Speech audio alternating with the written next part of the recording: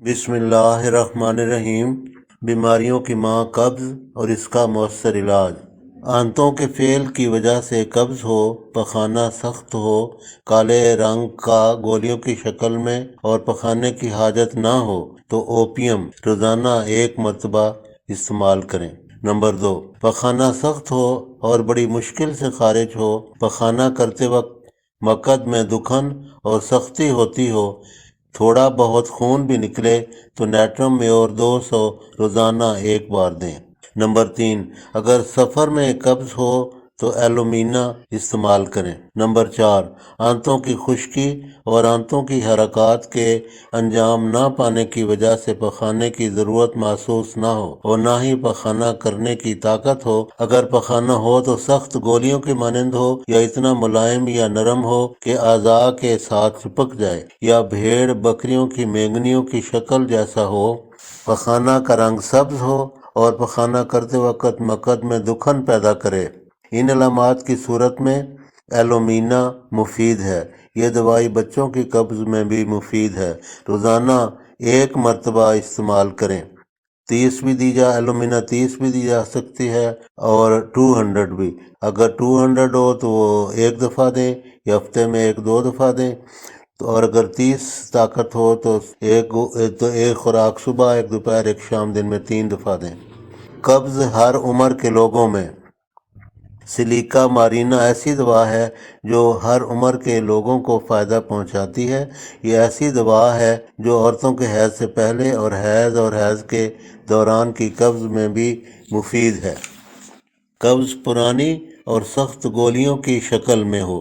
ایسی پرانی قبض پخانہ سخت گولیوں کی شکل میں سخت اور لمبا ہو اور تھوڑا باہر نکلے اور واپس اندر چلا جائے، ایسی علامات میں تھوجا 200 بہترین دوا ہے۔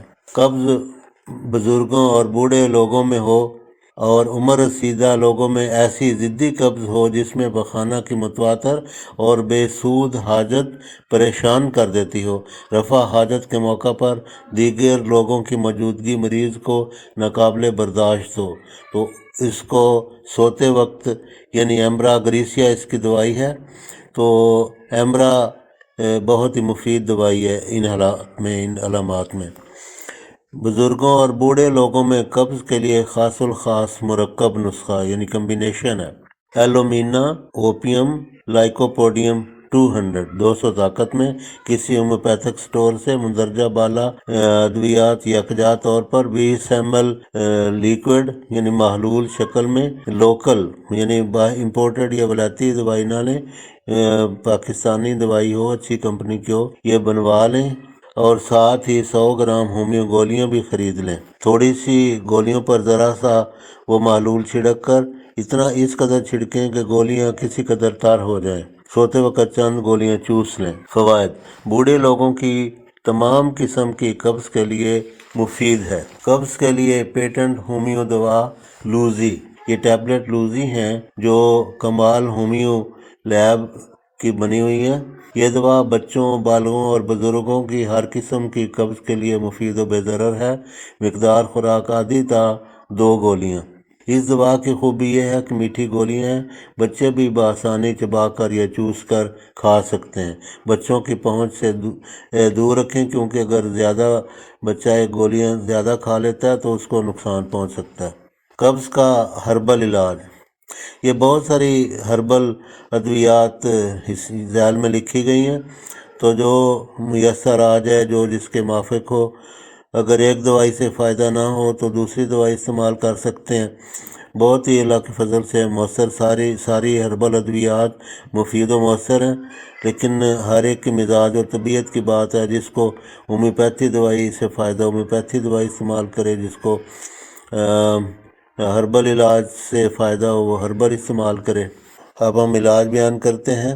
نمبر 1، روغن زیتون 2 چمچ، چھلکا اسبگول 2 چمچ، روغن زیتون 2 چمچ، چھلکا اسبگول 2 چمچ، نیم گرم دودھ 1 کپ میں ملا کر سوتے وقت پئیں۔ ہر قسم کی دائمی وارضی قبض، بواسیر، انتڑیوں کی خشکی کا مؤثر و بے ضرر علاج ہے۔